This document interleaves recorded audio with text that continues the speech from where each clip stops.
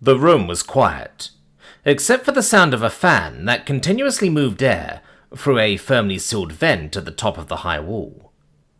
Even for a small species, it was far too small to try to slip through, even if it hadn't been blocked by tight bars, in addition to its small dimensions. The room itself wasn't too bad, all things considered. Not much of a luxury, for sure, but still, there was a bed, a simple table, a heavily used limited terminal, simple amenities. It certainly wasn't the worst place to be, even if the fact that they couldn't leave it did put much of a damper on any temporary comfort it may have usually provided. Although, that was by far the least of their worries right now, as they emptily stared at the wall. The only thing that their mind would allow them to focus on in the silence was the endlessly replaying sound of cracking bones, and the broken image of their beloved as they crumbled to the ground. Suddenly, there was a knock at the door. The loud sound startled them out of their trance, just seconds before an intercom activated. It was a rather primitive way of communicating with those confined here, but that was probably the case due to the fact that the actual detention center was still very much destroyed in large parts, and certainly in no condition to be actively used to house new prisoners for the time being. Certainly in that facility, there would have been a more sophisticated system in place. "It's visiting hours," the typically sharp voice of a predator informed her through the speaker. They could basically hear the air being cut apart by the Vulping's fangs. "Someone wants to see you." They turned their head to look at the door, the words just slowly registering to them. Someone was here to see them? Already? After a few long moments, the guard on the other side seemed to get a bit impatient and added, "You don't have to meet them, but you're going to have to tell me if you want to or not." They were silent for a few moments longer. For a second, their brain almost wanted to wonder who it could be that came to see them. Almost hoping against hope that it could be a pleasant, no, miraculous surprise. But no, it wouldn't be. And they knew who it was. "Yes, I will see them," they finally said, as they got up onto their by now very asleep and stiffened legs. They struggled to walk or even stand for a few seconds, but they refused to allow that to stop them as they steadily drudged towards the door, step after painful step. The door was open for them, with two Lachisette guards awaiting them on the other side. They had a pair of cuffs at the ready, though they made no motions to actually put those things on them. It seemed the restraints were more of a warning than a necessity. Well, the guards had nothing to worry about there. They weren't going to raise a fuss, and not only because they wouldn't stand a chance anyway. They quietly followed the guards through the plain hallway that ultimately led them through a row of doors, one of which was then open for them, allowing them entrance into a square room that had dark grey walls and was furnished with nothing but a simple table with two seats in its middle. The seats were clearly chosen with a Terravelt's body plan in mind, however it was obvious that only one of them would actually find any use today. The other had already been pushed to the side, unneeded by the person that had come here to see them. "Calliome," Farian greeted their moocher, even if they couldn't bring themselves to actually use that term of endearment towards the person standing in front of them right now. "I did not expect you to come." As the pitch-black being that no longer resembled a Terravelt in any way looked back at them with its lifeless red eyes, Farian's gaze moved to the side of their metallic body for a moment.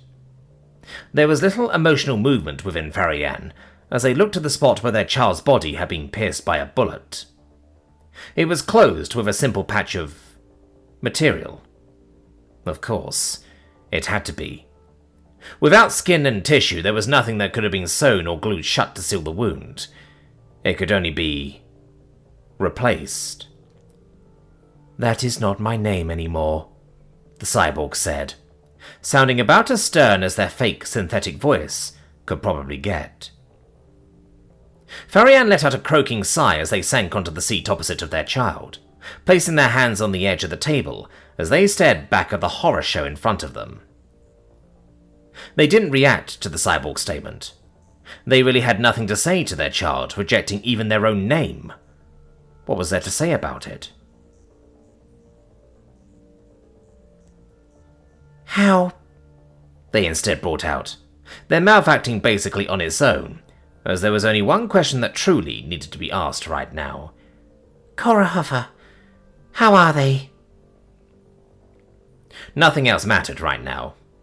And since the unexpected had happened and Calliome came for a visit for some reason, they may as well use that to try and get that one answer. The cyborg's dead eyes stared back at Farian for a long moment. It was impossible to read that mask of her face, of course, but still, they got the feeling that their child was thinking, and it almost seemed like they sensed a hint of disappointment. So much so, in fact, that they were sure the cyborg would have sighed, if that was a thing they still did, as they finally raised their mockery of a voice to reply. 4 is in a very bad state, they replied, sounding a bit hesitant about it. They have suffered great internal damages and have not woken up after the attack. According to the doctors, it is likely that they will not wake up again, either. A dagger went straight through Farian's heart. Even if they couldn't claim that they had not somewhat expected that answer, actually hearing it was almost too much for them. Their body threatened to shut down for a moment, as their blood-pumping organ actually refused its work for a couple of beats, a tingling sensation rising up in their chest and rapidly spreading across their entire being. It was guilt. Plain, simple, pure. Guilt to what the things they had done had wrought, and the clear, cold, unrelenting certainty that they could never take it back. Still, they refused to yield to it. Or more precisely, they didn't allow themselves to shut down because they wanted to force themselves to suffer through it. Their voice was a bit weak and broken, since their chest still felt like it wanted to liquefy right that moment, but they still brought the words out as they asked, How long? Once again, the cyborg looked back at them for a couple of seconds before finally replying. They can't tell for sure, but probably not very long. Having seen the damage, I would surmise less than a week. A part of Farian wanted to bristle at that. A deeply rooted, purely defiant thing that sat somewhere in the back of their mind wanted to ask how they could say that. How they could think they knew better than the doctor. What even gave them the audacity to make a guess at something like that? But that part did not win out. It was drowned out by the guilt. Drowned out by the pain. Drowned out by so many other things. However, something still managed to fight its way through all of that. Something even more defiant than the engine of spite burning in the back of their mind.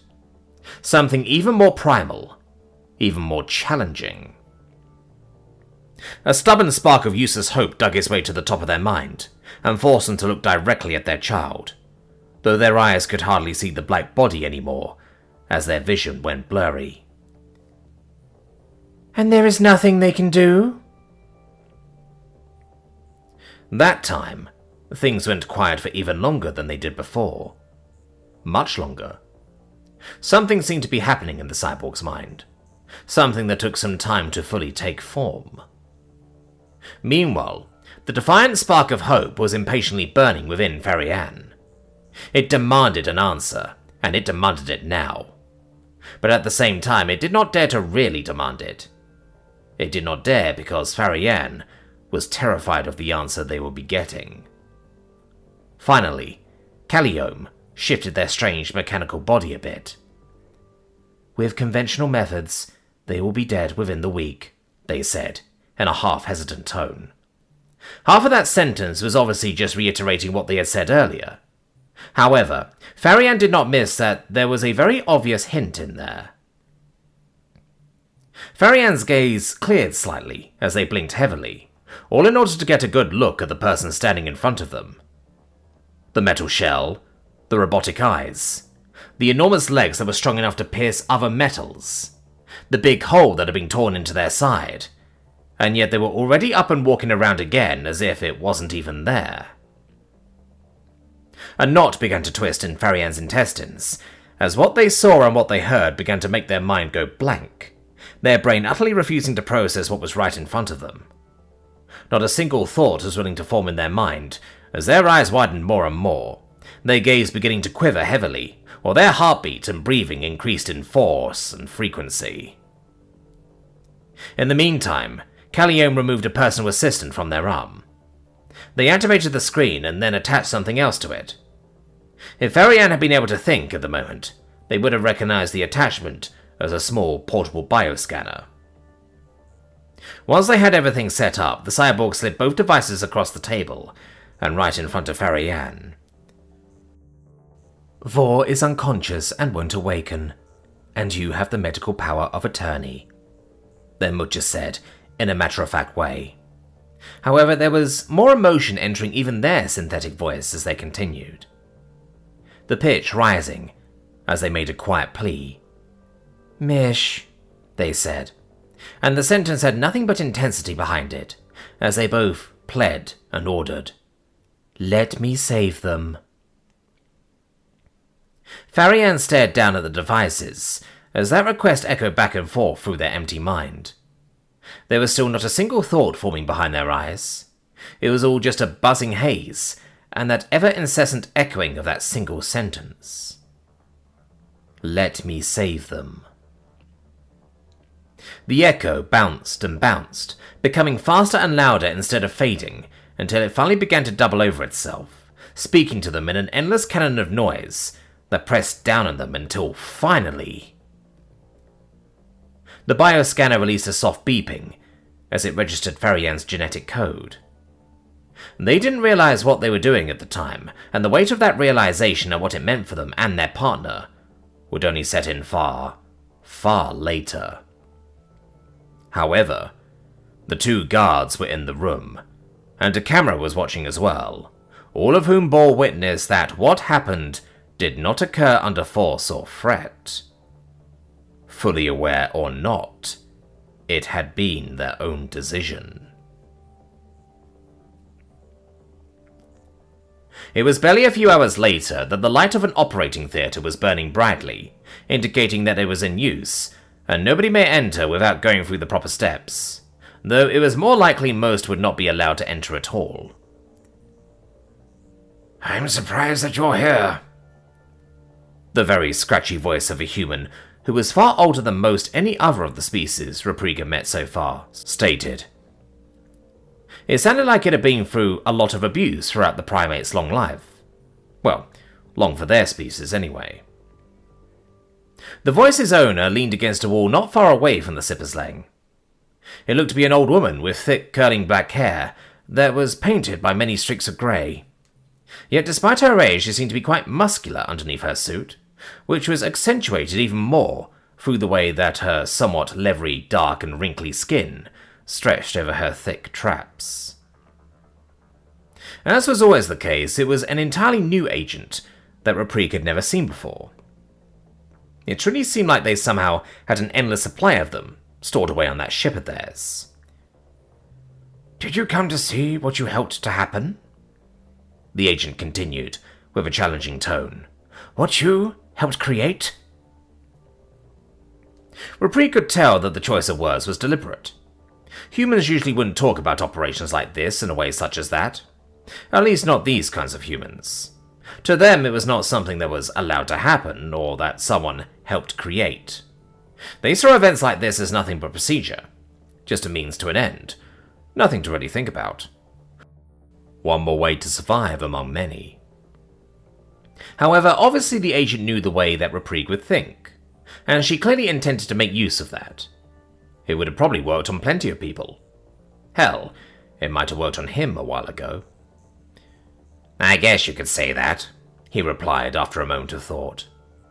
His voice was calm and slightly thoughtful as he reached one hand up to gently scratch across the curve of his trunk. We have to take responsibility for our actions, so yes, in a way, I am interested in seeing what came of my decision. The human hummed, before then immediately needing to turn away, as quite painful and wet-sounding coughs escaped her lung for a couple of seconds. The sound was anything but appealing, and Repriga's face scrunched up with his ears laying a bit flatter, as he listened to the sickly noise. Once she had her breathing under control again, the human cleared her throat and stood straight once more. "I guess there is a first time for everything." The coughing had not helped the scratchy sound of her voice in the slightest. Rapri grimaced once again, though this time it was at the obvious implication behind her words. It was not surprising that she would think that way of him, and he most likely shouldn't have cared about it in the slightest. Still, he couldn't deny that for some reason, it irked him. Then again, he had no real rebuttal to her words. None that wouldn't somewhat validate them, at the very least. And so he decided to just say nothing on the matter. "Do you think they can pull it off?" he asked instead, both to change the topic, and because he was genuinely wondering. For very obvious reasons, his experience with this sort of thing was rather limited. "I mean, I know cybernetics are their thing, but is surgery?" The human agent released a low chuckle that carried quite a bit of bass. "Oh, please," she said, in an almost slightly patronizing tone, though ultimately it was really one more of amusement. "They put their body together in some dingy garage, using whatever they could find, and they somehow made it out alive. If there is anyone who knows the Terravelt body both inside and out, it is Curie." She then allowed her head to roll to the side slightly, basically laying it down on her shoulder as she added, "Besides, it's not like they don't have surgeons in there with them to help out." Reprieve's eyes opened a bit wider for just a second, before the obviousness of that statement sank in. "Humans and lecture set," he said, in a slightly self-admonishing mumble that basically said, "I should have known." For a moment there, he had really thought, what self-respecting surgeon would aid in such an operation? It seemed like old patterns of thought were hard to erase from the mind. The agent made an acknowledging sound, and her eyes remained focused on him. "Excuse my forwardness, but I have to ask," she then said, the hoarseness of her voice not seeming to limit her desire to use it in the slightest. "What do you think is going to happen?" Reprieve looked up at her in some confusion, his trunk twitching slightly as he returned the gaze of her dark eyes. Although it may have been mistaken for that, her tone certainly didn't sound like she was simply asking him if he thought the surgery was going to go well. Still, he didn't quite know what she was getting at, and so, instead of answering, he tried to get that much across with just his questioning gaze. That seemed to work, and the human quickly released a slightly stronger exhale through her nose as she closed her eyes for a moment. "I know I'm running the risk of ruining something good here," she said at first, seeming almost genuinely saddened by that truth, before she ever so gently shook her head and continued. "But you must know that you're not just going to walk away from this." Once again, Reprieve remained quiet, but this time it was for a different reason. It would have been an overstatement to say that the words of the woman hit him hard, or that he felt somehow stunned by them. He simply knew it was far better to say nothing to that, since these humans basically didn't leave their front door without a camera running at all times. However, that didn't mean that what she said left him entirely cold. "Whether you acknowledge it or not, you have hurt a lot of people, and a bit of a change of heart is not just going to make that go away," the woman continued, letting out her accusations far more bluntly than any of the other agents had done before her. It seemed like she had no interest in playing with subjunctives and allegedlys. "You said it yourself. We need to take responsibility for our actions. Do you think that you shot the right guy for once is going to make you come out on the other end unscathed?" Reprieve let out a slow breath through his trunk. For a moment, his tongue slightly poked out of his mouth, as it wanted to nervously lick at it, but he quickly pulled the muscle back in and clenched his teeth into an immovable barrier. Only once he was sure that he had the urge entirely suppressed did he open his mouth to actually answer. "All I did was my duty as an officer," he said. He left it entirely up to the agent what she wanted to make of that sentence. However, when it came to any third party listening to the conversation, he was obviously just talking about taking out a madman with a gun in a courthouse. At that moment, a somewhat random seeming memory flashed back into his mind. It was back during one of his first missions, when he had just recently begun working together with HFY. Back then, he had helped track down the doctor's office of someone who had been secretly conducting augmentation and replacement surgeries. Illegally, of course. Back then he was under the impression that the Mad Doctor was going to be arrested. However, an explosion in his secret office had ended the man's life before things could get that far. Obviously, he had later learned the truth behind that explosion. However, at that point, he had already internalized something that HFY had said, as they talked only shortly after news of the explosion had made the rounds. Good riddance. Inadvertently, his eyes moved up to the glowing signal light of the operating theatre. His mind formed a loose connection that he avoided bringing fully into existence by giving it conscious thought. Still, even just the vague notion was enough to make him look down at his hands for a moment. One was free, the other was holding onto his crutch, allowing him to stand up straight. His trunk twitched and wiggled for a moment.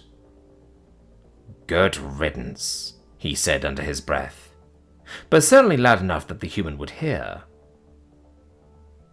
The human looked up a bit, a single one of her thick eyebrows raising as her lips shifted slightly into a scrutinizing scowl. Clearly, she didn't quite know what to make of that. And, well, she didn't need to either. Okay, James said, as he stepped back into the conference room after having excused himself to take a call a few minutes ago. It seems like Curious Journey will be postponed for a couple of hours, but they're probably going to... What's going... He stopped his steps as he was faced with the fact that most of the people in the conference room had come together into large groups that all huddled around individual screens in order to watch whatever was being shown on them. That wasn't exactly a rare sight these days. However, James had by now come to expect that it basically never meant anything good if it happened, so his voice wasn't exactly enthused as he asked for clarification. Well, kid? Finn was the first one to pluck his gaze loose from the screen in order to look up at him and reply. The older man's voice was rough as always, and carried an undertone of resigned displeasure as he spoke. Looks like your old friend is back on his bullshit. Taking that somewhat vague statement as a hint, James moved over to where his mother and uncle stood together with most of the other humans of their little group, minus the two influencers, who had taken the day off due to the low gravity and thinner air taking a bit more of a toll on them than they had originally expected, and Nia, who still needed a little more rest during her recovery, and could only attend these meetings so often because of that. Luckily, James was more than tall enough to simply lean over the shoulders of Coco and the Admiral in order to take a look at the screen, meaning the already established circle didn't have to make room for him to join. The presented screen seemed to display some sort of livestream video that showed a rather sizable gathering of people who all appeared to have come together in what looked like a somewhat random location out on the streets. By the looks of it, they simply stood in a relatively large and open area front of some kind of blank wall without any sort of marking features. However, it also seemed like the location wasn't really the thing that had brought the gathering together. No, that honor most likely belonged to the person standing in front of the crowd, his long neck pushed high into the air. That senile old... James grumbled, not even putting in the energy to actually finish the sentence, as it began to sink in what Finn's earlier words had meant. It is something of the historical vegan protests that had apparently happened on Earth once upon a time, the way that the old Korestilsh had slathered himself in some sort of red sticky substance, to presumably make himself look like he was covered in blood. It didn't look anywhere close to real blood, James thought, but that was probably the idea. He had to actively restrain his brain from trying to figure out just what the old man had used as a substitute there, though it didn't look like paint either.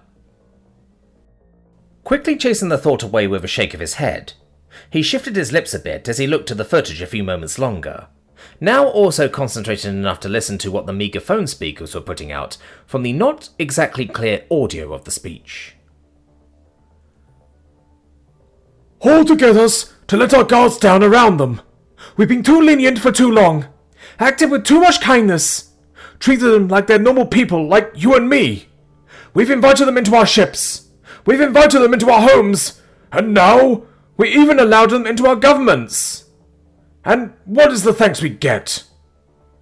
The old tortoise loudly went on, in a seemingly only loosely connected tirade that nonetheless seemed to at least have parts of the crowd hooked. But I say no more.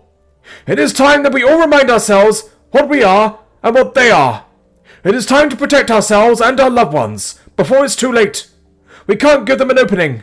Can't show any weakness. They'll be going for the weak and the sick ones first.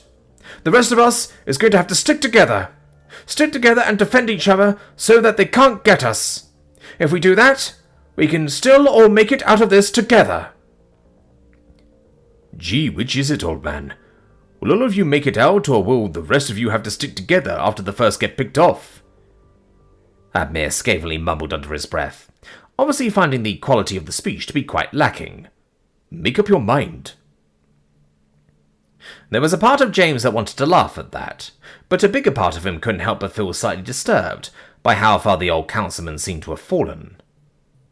Sure, he had likely been a bad person for a very long time, but he had at the very least been capable of some sort of reason when James had met with him in the past.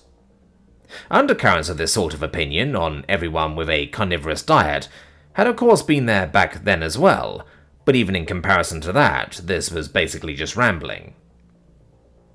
In the corner of his vision, James then noticed some shifting, and he turned his head to see Moore with an increasingly uncomfortable look on her face, as she too watched the old man's rally unfold on the much larger display that Morgoth's personal assistant provided.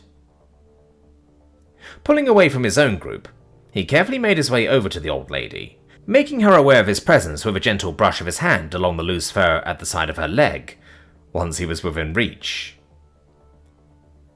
Moore tilted her head to look down at him. For a moment, she seemed confused why he had come over to her. However, it barely took her 3 heartbeats before realization visibly set in for her. Oh, I am making a dreadful face, am I not? She assumed with a mild chuckle that seemed to somewhat break her discomfort, which in turn made James smile as well. A bit, he admitted.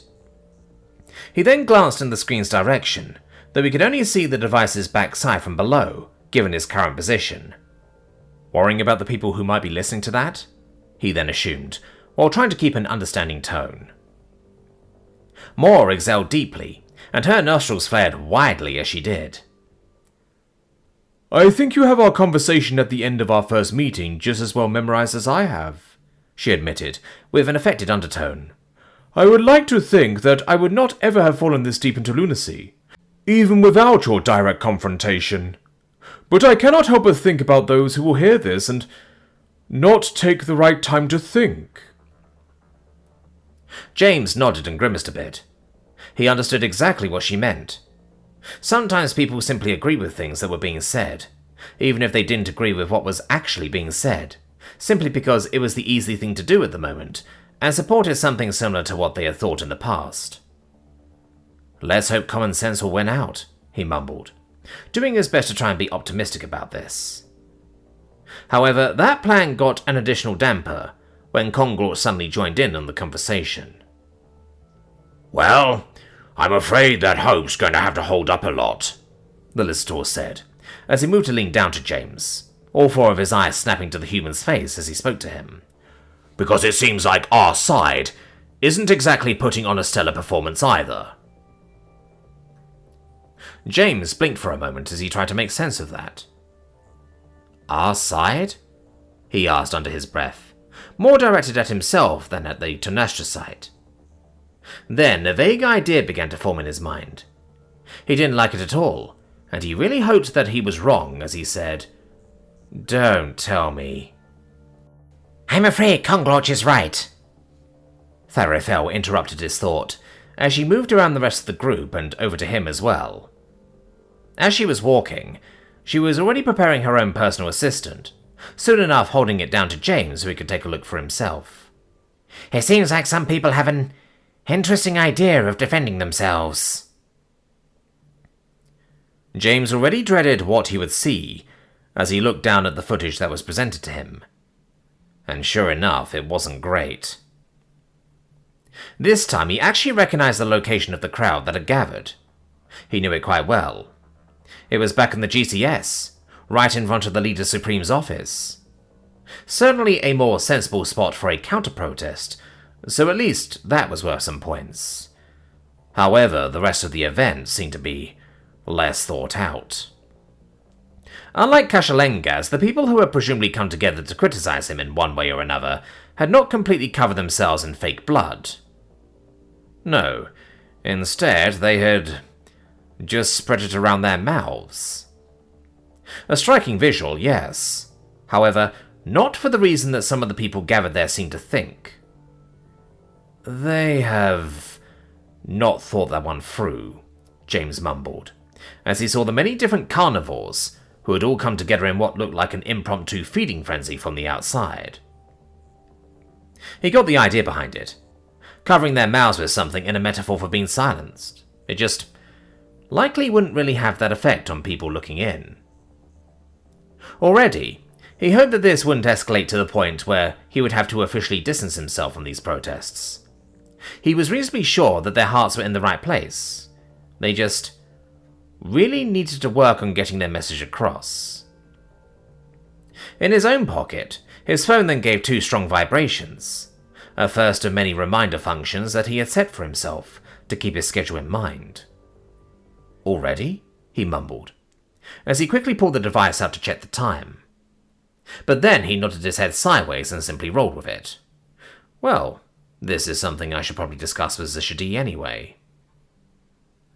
He looked up at the giants around him in an excusing manner. Sorry, got a jet, he said, and gestured with his phone. Of course, all of them gave understanding nods. They knew how busy things were. James whistled through his teeth twice, catching the attention of his team who would be accompanying him. Quickly, the soldiers put down their screens and moved to join up with him. As he left, he already had the feeling that this probably was going to be something that would keep him even more busy than he had originally expected.